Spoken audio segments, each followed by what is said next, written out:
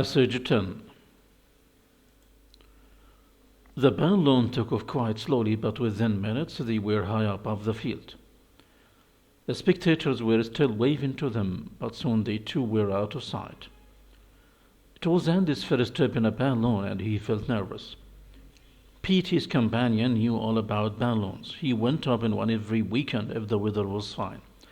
But he was too busy to answer Andy's questions. Just enjoy it, he said as he took off. It's a wonderful experience. Andy was not sure, but the view was interesting.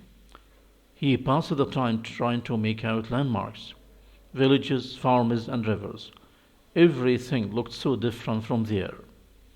Where are we heading for? He asked Pete. Pete pointed toward the north. That's our general direction for the moment. He said, unfortunately this wind keeps pushing us toward those hills. He pointed to some mountains in the west. There is nothing to worry about though. I'll take the balloon higher. A quarter of an hour later Pete was beginning to look worried. They were close to some very thick clouds. I don't like the look of these, he said. A few minutes later they were in the middle of the clouds and they could see nothing. Suddenly it was very cold. I wasn't expecting weather like this, Pete said. Well, let's have some coffee to warm us up. He poured out 2 cups and handed one to Andy. Andy needed a hot drink at that moment. We're still going toward those mountains, aren't we? He asked Pete. Yes, but don't worry, Pete replied. We'll go right over the top.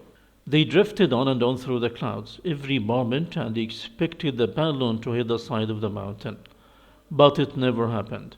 Suddenly they were out in the sunlight again. The trouble is, Pete said, I'm not sure exactly where we are now. Andy looked down. Isn't that the farm down there? He asked, pointing to some buildings. Why don't we land and ask? Pete hesitated. They were lost, but he did not want to ask for help. All right, he said in the end. A few minutes later they made a perfect landing, only a couple of 100 yards from the farmhouse. The farmer came out to greet them. You're a long way from home, he said in answer to Pete's question. Well, we'll think about that later. Come and join us for tea. It isn't often that people come to visit us by balloon.